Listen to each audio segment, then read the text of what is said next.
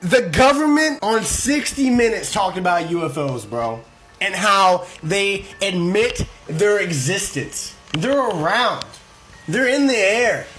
They don't know what they are, bro. And no one's caring. Look at you. You're putting your microphone in between your glasses because you don't want to talk about it. Listen, people been known, all right? Look, here's the thing. Here's the issue, right? You're like, 60 Minutes confirmed it. Everyone in the back of their mind has just been like, yeah, alien, yeah, makes sense. No. Yeah, people are like, no, they weren't, bro. UFOs, yeah, well, whatever. Because, I mean, I figured as much. Because all the COVID stuff was going on, the government was like, all right, this is probably a good time. Let's drop the bomb. Yo, aliens are real. Trying to slide it under the radar. Wake up, bro!